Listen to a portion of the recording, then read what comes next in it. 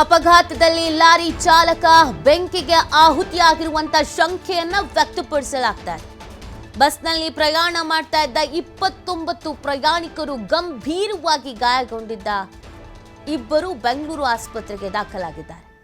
ಕೆಲ ಗಾಯಾಳುಗಳು ತುಮಕೂರು, ಚಿತ್ರದುರ್ಗ ಆಸ್ಪತ್ರೆಗೆ ರವಾನೆ ಮಾಡಲಾಗಿದೆ. ಸ್ಥಳಕ್ಕೆ ಡಿವೈಎಸ್ಪಿ ಶಿವಕುಮಾರ್ ಭೇಟಿ ನೀಡಿ ಪರಿಶೀಲನೆಯನ್ನ ನಡೆಸ್ತಾ ಇದ್ದಾರೆ. ನೋಡಿ, ಒಂದೊಂದೇ ಅಪ್ಡೇಟ್ ಸಿಗ್ತಾ ಇರೋದು. ಈಗ ಅಪಘಾತದಲ್ಲಿ ಲಾರಿ ಚಾಲಕ ಕೂಡ ಬೆಂಕಿಗೆ ಆಹುತಿ ಆಗಿರಬಹುದಾದ ಶಂಕೆಯನ್ನ ವ್ಯಕ್ತಪಡಿಸಲಾಗ್ತಾ ಇದೆ. ನಿಖರವಾದಂಥ ಮಾಹಿತಿ ಸಿಗಬೇಕಾಗತ್ತೆ, ಅಫಿಷಿಯಲ್ ಆಗಿ ಅನೌನ್ಸ್ ಆಗಬೇಕಾಗತ್ತೆ. ಬಸ್ನಲ್ಲಿ ಪ್ರಯಾಣ ಮಾಡ್ತಾ ಇದ್ದ 29 ಪ್ರಯಾಣಿಕರು ಅನ್ನೋದ್ರ ಬಗ್ಗೆ ನಮಗೆ ಮಾಹಿತಿ ಸಿಗ್ತಾ ಇದೆ. ಟೋಟಲ್ ಆಗಿ 29 ಮಂದಿ ಇದ್ರಂತೆ. ಇದರಲ್ಲಿ ಗಂಭೀರವಾಗಿ ಗಾಯಗೊಂಡವರು ಇಬ್ಬರನ್ನ ಬೆಂಗಳೂರು ಆಸ್ಪತ್ರೆಗೆ ರವಾನಿಸಿದ್ದಾರೆ. ಇನ್ನು ಕೆಲವು ಗಾಯಾಳುಗಳನ್ನು ಅಲ್ಲೇ ಸುತ್ತಮುತ್ತ ತುಮಕೂರು, ಚಿತ್ರದುರ್ಗ, ಶಿವಮೊಗ್ಗ ಈ ಥರ ಆಸ್ಪತ್ರೆಗಳಿಗೆ ರವಾನೆ ಮಾಡಿದ್ದಾರೆ ಅನ್ನೋದ್ರ ಬಗ್ಗೆ ಅಪ್ಡೇಟ್ ಸಿಗ್ತಾ ಇದೆ. ಇನ್ನು ಈಗಾಗಲೇ ಸ್ಥಳಕ್ಕೆ ಡಿವೈಎಸ್ಪಿ ಶಿವಕುಮಾರ್ ಭೇಟಿ ನೀಡಿ ಪರಿಶೀಲನೆ ನಡೆಸ್ತಾ ಇದ್ದಾರೆ. ಈ ಘಟನೆಗೆ ಸಂಬಂಧಪಟ್ಟಂತೆ ನಿಖರವಾದಂಥ ಮಾಹಿತಿ ಕಲೆ ಹಾಕ್ತಾ ಇದ್ದಾರೆ. ಬೆಂಕಿ ಹೊತ್ಕೊಂಡು ಉರಿತಾ ಇರೋದು ನೋಡಿದ್ರೆ ನಿಜವಾಗ್ಲೂ ಕೂಡ ಆಘಾತ ಆಗತ್ತೆ, ಆತಂಕ ತರಿಸುತ್ತೆ, ಟ್ರಾವೆಲ್ ಮಾಡೋದಕ್ಕೆ ಭಯ ಹುಟ್ಟಿಸುತ್ತೆ. ರಾತ್ರಿ ಮಲಗಿ ಹೇಳೋದ್ರೊಳಗೆ ಈ ಥರದೊಂದು ದುರಂತಗಳು ಸಂಭವಿಸುತ್ತೆ. ಅಥವಾ ಬಸ್ನಲ್ಲಿ ಹೋಗ್ತಾ ಇದ್ದವ್ರಿಗೆ ನಾವು ಸಾಯ್ತಾ ಇದ್ದೀವಿ ಅಂತಲೂ ಗೊತ್ತಾಗದೆ ಹೊತ್ಕೊಂಡು ಉರಿಯುತ್ತೆ ಬೆಂಕಿ ಅಂತಂದರೆ ನೋಡಿ, ಇತ್ತೀಚೆಗೆ ಎಷ್ಟು ಪ್ರಕರಣಗಳನ್ನು ನಾವು ನೋಡಿದ್ವಿ. ಈ 3 ತಿಂಗಳಲ್ಲಿ ಬಸ್ಸು ಧಗನೆ ಬೆಂಕಿ ಹೊತ್ಕೊಂಡು ಉರಿದು ಸಾಮೂಹಿಕವಾಗಿ ಸಾವು ಸಂಭವಿಸಿರೋದು. ಈ 3 ತಿಂಗಳಲ್ಲೇ ಏನಿಲ್ಲ ಅಂತಂದ್ರೂ 3ರಿಂದ 4 ಪ್ರಕರಣಗಳನ್ನು ನಾವು ನೋಡಿದ್ವಿ. ಈ ಕಾರಣಕ್ಕಾಗಿ ಬಸ್ಸಲ್ಲಿ ಟ್ರಾವೆಲ್ ಮಾಡೋದು ಅಂತಂದ್ರೆ ಭಯ. ಬಟ್ ಇಲ್ಲಿ ನೋಡಿ, ಬಸ್ನವ್ರದ್ದು ಏನು ತಪ್ಪೇ ಇಲ್ಲ. ಇಲ್ಲಿ ಪಕ್ಕದ ರೋಡಲ್ಲಿ ಬರ್ತಿದ್ದ ಲಾರಿ ಡಿವೈಡರ್ನ ಹಾರಿಕೊಂಡು ಬಂದು ಬಸ್ಸಿಗೆ ಡಿಕ್ಕಿ ಹೊಡೆಯುತ್ತೆ ಅಂತಾನೆ ಏನು ಹೇಳಬೇಕು ಇದಕ್ಕೆ? ಲಾರಿ ಚಾಲಕ ಕೂಡ ಸಾವನ್ನಪ್ಪಿರಬಹುದಾದ ಸಾಧ್ಯತೆ ಇದೆ ಅಂತ ಹೇಳ್ತಾ ಇದ್ದಾರೆ. ಬಟ್ ಅಫಿಷಿಯಲ್ ಆಗಿ ಮಾಹಿತಿ ಸಿಗಬೇಕಾಗತ್ತೆ. ಅಧಿಕಾರಿಗಳೆಲ್ಲ ಸ್ಥಳಕ್ಕೆ ಭೇಟಿ ಕೊಟ್ಟಿದ್ದಾರೆ. ಈಗ ಮೃತದೇಹಗಳನ್ನು ಐಡೆಂಟಿಫೈ ಮಾಡೋದಿದೆಯಲ್ಲ, ಇದು ದೊಡ್ಡ ಟಾಸ್ಕ್. ಇವಾಗ ಸುಟ್ಟು ಕರಕಲಾಗೋಗಿರುತ್ತೆ ದೇಹಗಳು. ಆ ಮನೆಯವರು ಇದನ್ನು ಹೇಗೆ ಒಪ್ಕೊಳ್ತಾರೋ, ಹೇಗೆ ಸಹಿಸ್ಕೊಳ್ತಾರೋ ಈ ಆಘಾತಕಾರಿ ಸುದ್ದಿಯನ್ನು. ಕೆಲವರು ತಮ್ಮವರನ್ನು ಕಣ್ಮುಂದನೇ ಕಳ್ಕೊಬಿಟ್ಟಿದ್ದಾರೆ. ಕೆಲವರು ಹೆಂಗೋ ಇದರಲ್ಲಿ ಜೀವ ಉಳಿಸ್ಕೊಂಡಿದ್ದಾರೆ ಸ್ವಲ್ಪ ಜನ. ಆದರೆ ತಮ್ಮವರನ್ನು ಉಳಿಸ್ಕೊಳ್ಳೋದಕ್ಕಾಗಿಲ್ಲ. ಬೆಂಕಿ ಯಾವ ರೀತಿ ಹೊತ್ತುರಿತಿದೆ ನೋಡಿ ನೀವು.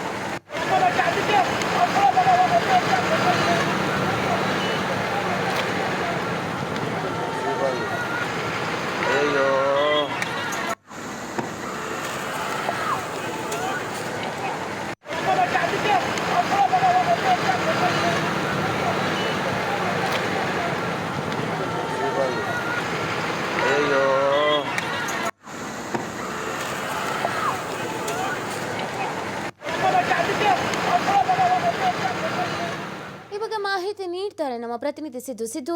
ಈ ಅವಘಡ ಹೇಗಾಯಿತು? ಈಗ ಸಾವು ನೋವಿನ ಬಗ್ಗೆ ಮಾಹಿತಿ ಸಿಗ್ತಾ ಇದೆ.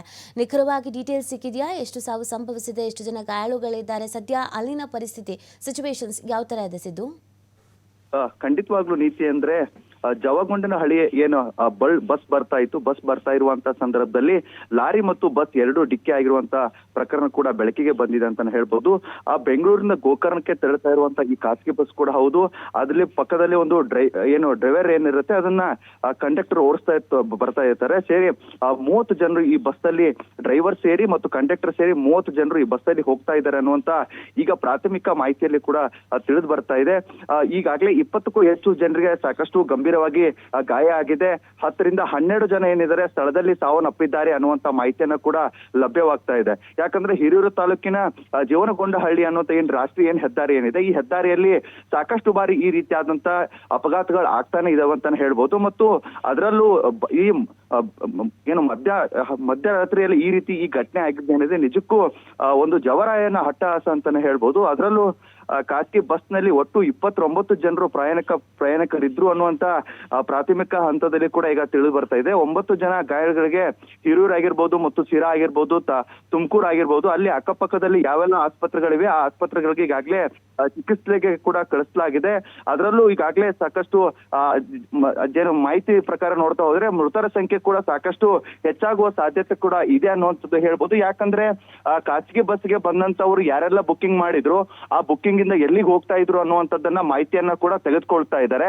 ಆದ್ರೆ ಈಗಾಗಲೇ ಸಜೀವ ದಹನ ಆಗಿರೋರು ಯಾವುದೇ ರೀತಿಯಾಗಿ ಇವ್ರು ಯಾರು ಏನು ಅನ್ನುವಂಥದ್ದನ್ನ ಐಡೆಂಟಿಫೈ ಮಾಡದೇ ಇರುವ ರೀತಿಯಲ್ಲಿ ಕೂಡ ಆಗಿದೆ ಅನ್ನುವಂಥದ್ದು ಕೂಡ ಮಾಹಿತಿ ಲಭ್ಯವಾಗಿದೆ. ಮತ್ತು ಇನ್ನಷ್ಟು ಅವರ ಕುಟುಂಬಸ್ಥರಿಗೆ ಮತ್ತು ನಿನ್ನೆ ಯಾರೆಲ್ಲ ಈ ಬಸ್ಸಿಗೆ ಹೋಗಿದ್ರು ಅನ್ನುವಂಥದ್ದನ್ನ ಬಸ್ ನಂಬರ್ ನೋಟ್ ಮಾಡ್ಕೊಂಡವ್ರು ಏನಿದ್ದಾರೆ ಅವರೆಲ್ಲರೂ ಕೂಡ ಈಗಾಗಲೇ ಚಿತ್ರದುರ್ಗ ಸಮೀಪದಲ್ಲಿದ್ದಾರೆ. ಮತ್ತು ಇದಕ್ಕಿಂತ ಮುಂಚೆ ಈ ಬಸ್ ನಲ್ಲಿ ಹೋದಂತಹ ಸಂದರ್ಭದಲ್ಲಿ ಮತ್ತು ಖಾಸಗಿ ಬಸ್ಗೆ ಮತ್ತು ಲಾರಿ ಡಿಕ್ಕಿ ಹೊಡೆಯೋಕೆ ಕಾರಣ ಏನಂದ್ರೆ ಲಾರಿಯ ಮುಂಭಾಗದಲ್ಲಿ ಬಸ್ ಹೋಗಿ ಬಸ್ ಏನಿರುತ್ತೆ ಬಸ್ಸಿನ ಡೀಸೆಲ್ ಟ್ಯಾಂಕ್ಗೆ ಡಿಕ್ಕಿ ಹೊಡೆದಂತ ಪರಿಣಾಮದಿಂದಾಗಿ ತೀವ್ರವಾಗಿ ಬೆಂಕಿ ಕೂಡ ಹತ್ಕೊಂಡಿರುವಂತದ್ದು.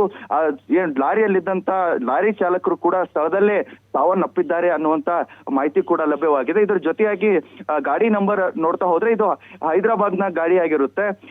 HR 38 AB 34455 ಅನ್ನುವಂತ ಕಂಟೈನರ್ ಲಾರಿ ಕೂಡ ಹೌದು. ಇನ್ನು ಖಾಸಗಿ ನಂಬರ್ ಬಸ್ ಆದಂತ ಇದು KA01AE 5217 ಅನ್ನುವಂತ ಈ ಗಾಡಿ ಕೂಡ ಆಗಿತ್ತು.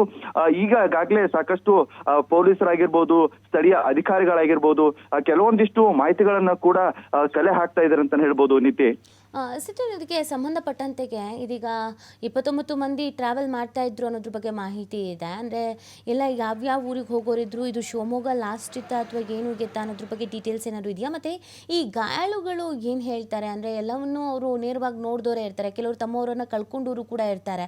ಸೊ ಗಾಯಾಳುಗಳನ್ನ ಮಾತಾಡಿಸೋ ಪ್ರಯತ್ನ ಈ ಥರದ್ದು ಏನಾದ್ರು ಆಗಿದೆಯಾ ಸಿದ್ದು?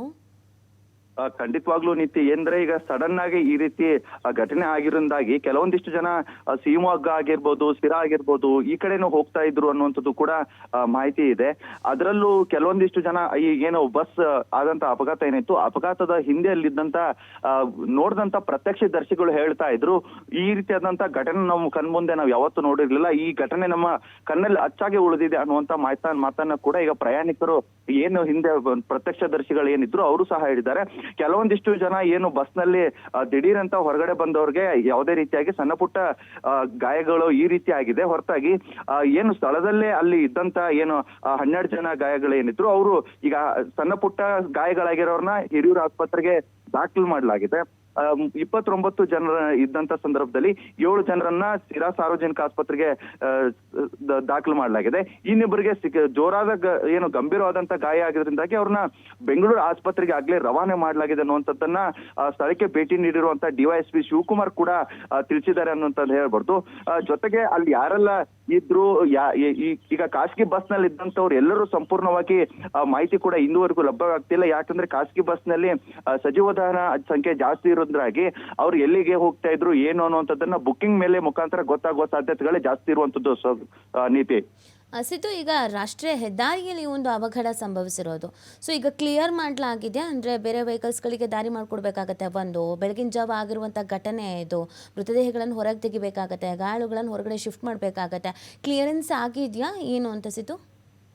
ನಿತ್ಯ ನಿಜಕ್ಕೂ ಹೇಳ್ಬೇಕಂದ್ರೆ ಗುರುಹೊತ್ತು ಕ್ರಾಸ್ ಬಳಿಯಿಂದ ಏನಿದು ಭೀಕರ ಅಪಘಾತ ಆಯ್ತು, ಇದು ಬೆಂಗಳೂರಿನ ಮುಖ್ಯ ಹೆದ್ದಾರಿ ಕೂಡ ಹೌದು. 48 ಸಂಪೂರ್ಣವಾಗಿ ಈಗಾಗಲೇ ಟ್ರಾಫಿಕ್ ಜಾಮ್ ಆಗಿದೆ. ಸುಮಾರು 30 ಕಿಲೋಮೀಟರ್ನಷ್ಟು ದೂರ ಟ್ರಾಫಿಕ್ ಜಾಮ್ ಆಗಿದೆ. ಇನ್ನೂ ಟ್ರಾಫಿಕ್ ಜಾಮ್ ಆಗುವಂತ ಸಂಭೋಗ ಕೂಡ ಜಾಸ್ತಿ ಇದೆ. ಯಾಕಂದ್ರೆ ರಸ್ತೆ ಮಧ್ಯದಲ್ಲಿ ಒಂದು ಲಾರಿ ಮತ್ತು ಒಂದು ಬಸ್ ಅಪಘಾತ ಆಗಿರೋದ್ರಿಂದಾಗಿ ಸಂಪೂರ್ಣವಾಗಿ ರಸ್ತೆ ಪೂರ್ತಿ ಬ್ಲಾಕ್ ಆಗಿದೆ. ಬ್ಲಾಕ್ ಆಗಿದ್ರಿಂದಾಗಿ ಅಷ್ಟು ಬೇಗವಾಗಿ ವೆಹಿಕಲ್ ಗಳನ್ನ ತರಿಸಿ ಕ್ರೇನ್ ಗಳನ್ನ ತರಿಸಿ ಬಸ್ ಎತ್ತೋದಾಗಿರ್ಬೋದು ಮತ್ತು ಲಾರಿಗಳನ್ನ ಎತ್ತೋದಾಗಿರ್ಬೋದು ಪೊಲೀಸರಿಗೆ ಮತ್ತು ಸ್ಥಳೀಯ ಅಧಿಕಾರಿಗಳಿಗೆ ಅಷ್ಟಿಷ್ಟಾದಂತ ಇದು ಕೆಲಸ ಕೂಡ ಆಗಿಲ್ಲ.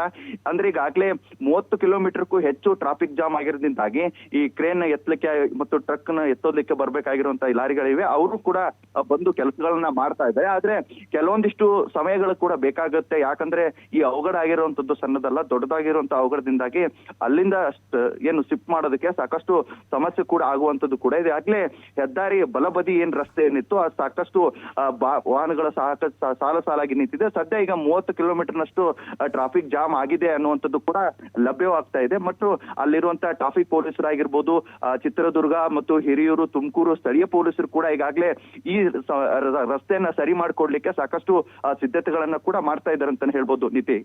ಓಕೆ ಸಿದ್ದು, ಇನ್ನು ಈ ಮೃತದೇಹಗಳ ವಿಚಾರಕ್ಕೆ ಸಂಬಂಧಪಟ್ಟಂತೆ ಇವರ ಫ್ಯಾಮಿಲಿಗೆ ಇನ್ಫಾರ್ಮೇಷನ್ ಮಾಡುವಂಥದ್ದು, ಈ ಥರದ ಪ್ರಕ್ರಿಯೆಗಳು ಯಾವ ಥರ ನಡೀತಾ ಇದೆ ಅಂತ ಯಾರಾದರೂ ಫ್ಯಾಮಿಲಿಯವ್ರು ಬರ್ತಾ ಇರೋದು ಈ ಥರದ್ದು ಆಗಿದೆಯಾ? ಬಿಕಾಸ್ ಎಲ್ಲ ಹಬ್ಬದ ಸಂಭ್ರಮದಲ್ಲಿ ಇರ್ತಾರೆ ಅಥವಾ ಹೊಸ ವರ್ಷದ ಸಂಭ್ರಮದಲ್ಲಿ ಇರ್ತಾರೆ, ಮನೆಯವರಿಗೆಲ್ರಿಗೂ ಒಂದು ಆಘಾತದ ವಿಚಾರ. ಸೊ ಆ ನಿಟ್ಟಿನಲ್ಲಿ ಯಾರು ಮೃತುವರ್ಜಿ ವಹಿಸ್ತಾ ಇದ್ದಾರೆ, ಏನಾದರೂ ಡೀಟೇಲ್ಸ್ ತೆಗೆದುಕೊಳ್ಳುವಂಥ ನಿಟ್ಟಿನಲ್ಲಿ ಜಿಲ್ಲಾಡಳಿತ ಆಗಿರ್ಬೋದು, ಸಂಬಂಧಪಟ್ಟಂಥ ಅಧಿಕಾರಿಗಳಾಗಿರ್ಬೋದು, ಯಾವ ಥರ ಮೃತುವರ್ಜಿ ವಹಿಸ್ತಾ ಇದ್ದಾರೆ ಅಂತ ಸಿದ್ದು? ಖಂಡಿತವಾಗ್ಲೂ ನೀತಿ, ಇವತ್ತು ಕ್ರಿಶ್ಚಿಯನ್ ಹಬ್ಬ ಕೂಡ ಹೌದು ಮತ್ತು 2025 ಕೊನೆ ದಿನಗಳು ಕೂಡ ಹೌದು. ಇದು 2025 ಕೊನೆ ದಿನಗಳೇನಿದೆ ನಿಜಕ್ಕೂ ಕೊನೆ ಹಂತದವರೆಗೂ ಕೂಡ ನಮಗೆ ಇದು ಅಚ್ಚಳಿಯಾಗಿ ಉಳಿಯುವಂತ ಸಾಧ್ಯತೆಗಳಿದೆ. ಮತ್ತು ಇವತ್ತು ಈ ಘಟನೆ ಏನಿದೆ, ಈ ಘಟನೆಯನ್ನ ಎಂದೂ ಮರೆಯಕ್ಕಾಗಲ್ಲ ಅನ್ನುವಂತ ಘಟನೆ ಇಡೀ ನಮ್ಮ ಕರ್ನಾಟಕದ ಜನತೆಗೆ ಕೂಡ ಆಗಿದೆ ಅಂತ ಹೇಳ್ಬೋದು. ನಾವು ಕಳೆದ ಆಂಧ್ರದಲ್ಲಿ ಕೂಡ ನೋಡಿದ್ವಿ, ಆಂಧ್ರ ಬಸ್ ಏನ್ ದುರಂತ ಆಗಿತ್ತು, ಆ ದುರಂತ ನಿಜಕ್ಕೂ ಹಂಗೆ ಉಳಿದಿತ್ತು. ಅದು ಆಂಧ್ರ ಆದಂತ ಘಟನೆ ಮರೆಮಾಚುವಲ್ಲೇ ಕರ್ನಾಟಕದಲ್ಲಿ ಈ ರೀತಿಯಾದಂತ ಒಂದು ಘಟನೆ ಆಗುತ್ತೆ ಅಂತ ಹೇಳಿ ಯಾರು ಕೂಡ ಊಹೆ ಮಾಡ್ಕೊಂಡಿರಲ್ಲ. ಅದೇ ರೀತಿಯಾಗಿ ಈಗ ಮತ್ತೆ ಈ ರೀತಿ ಈ ಘಟನೆ ಏನಿದೆ ನಿಜಕ್ಕೂ ಹಾಗೆ ತಲೆಯಲ್ಲಿ ಉಳಿಯುವಂತ ಪರಿಸ್ಥಿತಿ ಕೂಡ ಇದೆ. ಮತ್ತೆ ಜೊತೆಗೆ ಈಗ ಈ ಘಟನೆಯಲ್ಲಿ ಏನು ಪ್ರಯಾಣಿಕರ ಏನಿದ್ರು ಆ ಪ್ರಯಾಣಿಕರ ಕುಟುಂಬಸ್ಥರು ಕೂಡ ಈಗಾಗಲೇ ಬಸ್ ನಂಬರ್ ಆಗಿರ್ಬೋದು ಮತ್ತು ಇಷ್ಟೊತ್ತಿಗೆ ಹೋಗಿ ತಲುಪಬೇಕಾಗಿರುವಂತ ಬಸ್ ಇನ್ನೂ ತಲುಪಿಲ್ಲ ಅನ್ನುವಂತ ಆತಂಕದಲ್ಲಿದ್ದಂತ ಕುಟುಂಬಸ್ಥರು ಕೂಡ, ಅವರ ಪೇರೆಂಟ್ಸ್ ಗಳು ಕೂಡ ಇದರ ಬಗ್ಗೆ ಸಾಕಷ್ಟು ಚಿಂತನೆ ಮಾಡಿ ಈಗಾಗಲೇ ಪ್ರಯಾಣಿಕರ ಕುಟುಂಬಸ್ಥರು ಏನಿದ್ದಾರೆ ಈಗಾಗಲೇ ಚಿತ್ರದುರ್ಗ ಹತ್ರ ಕೂಡ ತೆರಳಿ ಬರ್ತಾ ಇದ್ದಾರೆ. ಯಾಕಂದ್ರೆ ಈಗ ಹೋದ ತಕ್ಷಣ ಬಸ್ ನಲ್ಲಿ ಸಜೀವದಾನ ಆಗಿರುವಂತ ಮೃತದೇಹಗಳಿವೆ, ಅವುಗಳನ್ನ ಯಾವುದೇ ರೀತಿಯಾಗಿ ಪತ್ತೆ ಹಚ್ಚಕ್ಕೆ ಸಾಧ್ಯ ಇಲ್ಲ. ಮತ್ತು ಈಗಾಗಲೇ ಆರೋಗ್ಯ ಇಲಾಖೆ ಅಧಿಕಾರಿಗಳಾಗಿರ್ಬೋದು, ಅಲ್ಲಿರುವಂತ ಮೃತದೇಹಗಳ DNA ಏನಿರುತ್ತೆ ಆ DNA ಕೂಡ ಚೆಕ್ ಮಾಡುವ ಮೂಲಕ ಆ ಮೃತದೇಹಗಳನ್ನ ಗುರುತಾಗ್ತದೆ. ಹೀಗಾಗಿ ಅವ್ರ ಪ್ರಯಾಣಿಕರನ್ನ ಕೂಡ ಈಗಾಗಲೇ ಕರೆತಾ ಇದ್ದಾರೆ. ಅವ್ರ ಕುಟುಂಬಸ್ಥರು ಕೂಡ ಈಗಾಗಲೇ ಬರ್ತಾ ಇದಾರೆ ಅಂತ ಹೇಳ್ಬೋದು. ನಿಜಕ್ಕೂ ಈ ಘಟನೆ ಇದೆಯಲ್ಲ, ಬಸ್ ಹತ್ತಿ ಹುರಿದಿದ್ದೇನಿದೆಯಲ್ಲ, ಇದು ಯಾವುದಕ್ಕೂ ಈಗ ಕ್ರಿಸ್ಮಸ್ ಹಬ್ಬ ಆಚರಣೆ ಮಾಡೋದಾಗಿರ್ಬೋದು, ಈ ಹಬ್ಬದ ವಾತಾವರಣ ಕೂಡ ಹೋಗಿ ಜವರಾಯನ ಅಟ್ಟಹಾಸ ಮೆರೆದಿದೆ ಅಂತಾನೆ ಹೇಳ್ಬೋದು ನೀತಿ. ಓಕೆ, ಥ್ಯಾಂಕ್ ಯು ಸಿದ್ದು ತಮ್ಮೆಲ್ಲ ಡೀಟೇಲ್ಸ್ಗಾಗಿ.